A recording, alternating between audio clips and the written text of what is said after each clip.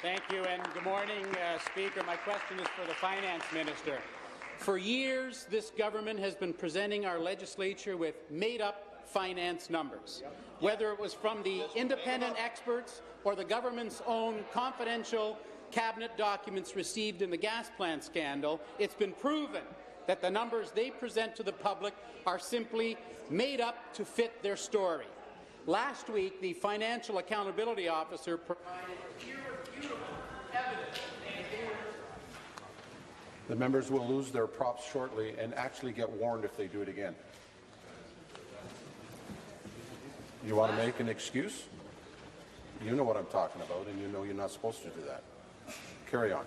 Last week, the Financial Accountability Officer provided irrefutable evidence they were using, quote, unlikely assumptions for debt reduction claims. He projects, quote, steady deterioration in the budget deficit over the next 5 years.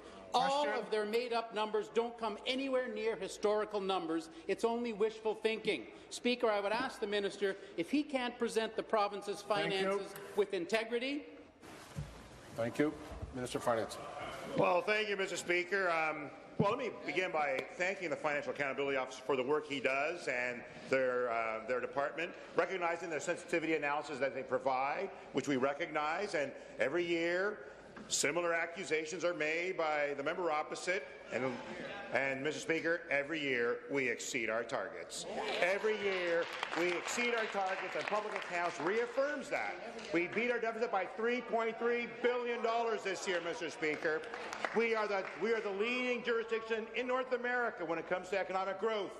Our unemployment rate is at 5.7%, Mr. Speaker, and we're on track to balance the budget as we said we would this year, next year, and the year after that. Thank you. Supplementary.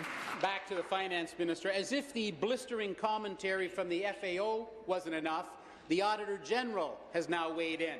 She said this government's annual deficit is understated, net debt is understated, and accumulated debt is understated. And we're not talking nickels and dimes here, Speaker. The auditor says our deficit is $1.5 billion more, and our net debt is $12.5 billion more than reported. So for the second year in a row, the auditor has said, quote, based on the evidence, the statements are significantly misstated. Both of the legislative officers have told us this government's numbers can't be trusted. Speaker, I ask the minister, why does it always take the Financial Accountability Officer, the Auditor General, or the OPP to get to the truth in Ontario? Mr. Speaker, investors around the world are investing in Ontario for a reason. They recognize that Ontario's economy is growing. They're recognizing our fiscal responsible approach to growing the economy, investing in things that matter are working. And our plan is working. We're borrowing $30 billion less than we had anticipated. Our debt to GDP is lower now than it was anticipated, and it's tracking to go further down. And, Mr. Speaker, as we produce and as we move forward, we're taking every necessary step to grow the economy. And as we grow the economy, it enables us to source more opportunity to invest in the things that matter to Ontarians, things that member and his party opposite have voted against. They voted against providing more free tuition for our students. They voted against the very nature of trying to provide extended pharmacare for every young person under 25.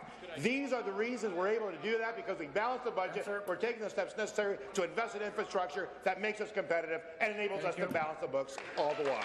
Your question, the member from Nickel Belt.